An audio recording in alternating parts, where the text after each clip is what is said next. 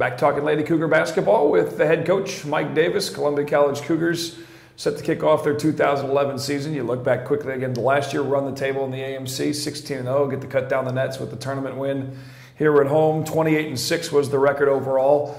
And you just take those numbers and you erase them right off the board as you start brand new with the 7 returning players that we had talked about and now 4 newcomers added to your mix. Let's talk about these ladies that join you at Southwell Complex. You know, it really is just like a chalkboard. You know, you wipe it completely clean and start all over.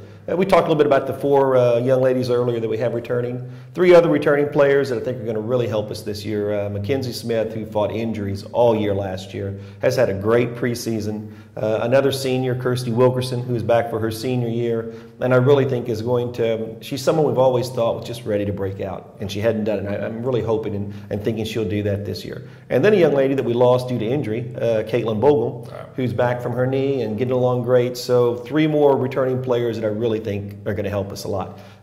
4 new players that we have coming in with us. 1, Ariel Eldridge, a young lady that transferred in from Coppin State, actually from Baltimore. She had played 2 years at Iowa Western Community College and had really had a great career up there, averaged about 12 or 13 a game each year, leading scorer on some really good teams. And she's here for 1 year, but really think she'll be a great fit for us. And I think she'll bring a little bit of that athleticism and dynamics that it'll be fun to watch her. Another transfer that's in here is from Northern Oklahoma Community College, and for the people that have been around our program much, we've had a great connection to Northern Oklahoma. Actually, our very first year here, B.J. Homer, great point guard we had, was from Northern Oklahoma. Well, this young lady is actually from Australia. Played 2 years in Northern and is with us right now. Her name is Celeste Smith. Different accent from Oklahoma than you would expect. But, she's an Okie, but she ain't an Okie, okay? But, you know, she is really kind of a typical Australian player, international kid, can really shoot the ball well, 6 foot, 6'1". I think she's someone else that, as she really gains her comfort level, we'll enjoy watching. We really will. And then 2 other players, another transfer in Laurel Wishman, about a 6'1" girl, originally from Kirksville, Missouri, played 2 years at Penn Valley, has done a really solid job. And then our only freshman on the team from nearby here at Mobley, Missouri, Tierney Seifert. Her dad coached the Greyhounds at Mobley Community College for a number of years.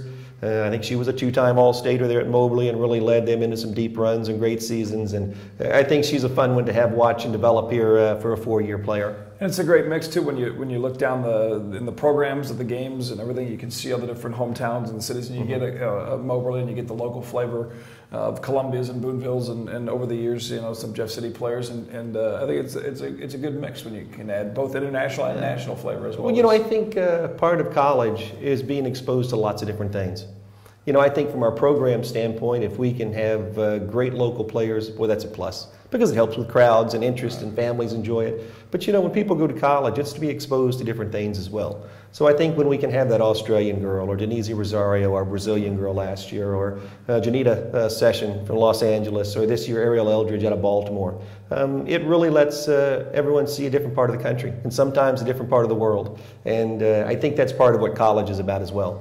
When you get these 4 new girls in the very first practices and early on, how do you go about with the chemistry, trying to build with yourself and your coaching staff as far as getting that gel together, anything, kind of a fun event that's maybe not necessarily basketball or something? Yeah, you know, one of the very first things we do each year, we have all the players and coaches down, and we have a cabin at the Lake of the Ozarks.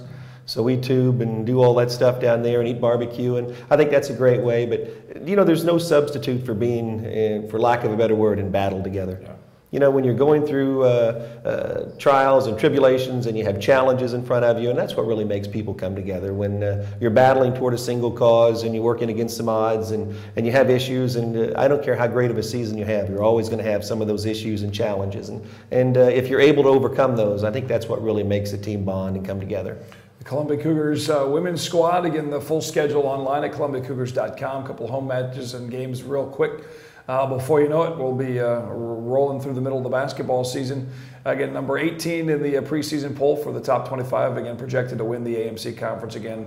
That you win 16-0. As I mentioned, that analogy of the chalkboard, it's kind of tough. You want to celebrate those, but at the same time, it means nothing. And the ranking as well is a nice accolade. At the same time, all the programs at Columbia College, as we've talked about with Coach Washington, as well as John Klein and Bob as well, those CCs on the schedule always kind of get circled by several of the teams, especially William Woods. They're also in the top 25 projected, And, you know, they're a big rivalry just because of the history of this program. You know, you talk about seasons being wiped clean and stuff. You know, you think of the Cardinals. We're all wrapped up in that. They have their parade, and the next day, okay, now we need a manager. Okay, Albert Pujols, we have to re-sign. So that's part of sports. One season ends, and it's ready to start preparing for the next if you're not already preparing right then. And I think that's part of what keeps you interested in it and keeps it fun for people. And that's the fun part about the Cougars. You learn the new kids, the players, what their styles are, what the look of the team is going to be like, and you can be a part of that at the Southwell Complex. Again, the schedule at ColumbiaCougars.com. One of the former Cougar players had, going back a little bit to an interesting note, but we'll talk a little bit about Janita Sessions and what an honor that she had in the Women's Basketball Hall of Fame with her head coach, Mike Davis, after this on the Cougars Coaches Show, Mediacom Channel 22.